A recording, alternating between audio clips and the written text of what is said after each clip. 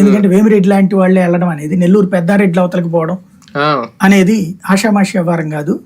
కాబట్టి అదేదో దెబ్బతినేటట్టుంది అని అప్పుడు మాట్లాడుకున్నాం మనం. ఇప్పుడు జరిగింది అదే. టోటల్ గా రెడ్డి సామాజిక వర్గానికి ప్రయారిటీ ఇవ్వడం ఫస్ట్ టైము.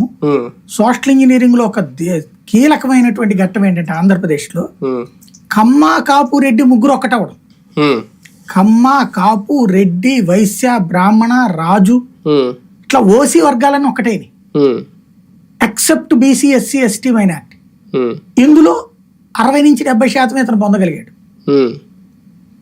దాని వల్లనే ఆ మాత్రం ఓట్లు వచ్చింది, 40% ఓట్లు. కొంతమంది ఇండివిజువల్ గా తమ నియోజకవర్గాల్లో పనులు చేసుకోవడం, అనంతపురంలో ధర్మవరం కేతిరెడ్డి ఆయన కానీ, రాజమండ్రి ఎంపీగా ఉన్న భరత్ కానీ, ఇలాగ కొంతమంది ఇండివిజువల్ గా వాళ్ళకి వాళ్ళు తమ నియోజకవర్గాలను డౌన్లోడ్ చేసుకోవడంలో చాలా కష్టపడ్డారని చెప్పాలి. అదైతే క్లియర్ కనబడుతుంది.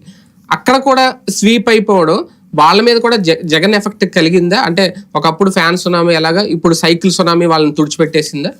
ఇది సైకిల్ సునామీ అనే కంటే యాంటీ జగన్ సునామీ అనాలి.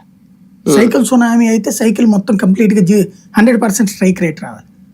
100% స్ట్రైక్ రేట్ వచ్చింది జనసేనకి. వీళ్ళకి కొంచెం తగ్గింది. అంటే వీళ్ళ 144 కంపేర్ చేసుకుంటే 134. అదే కరెక్టే నేను అనేది. సునామీ అనేటటువంటి పాయింట్ లో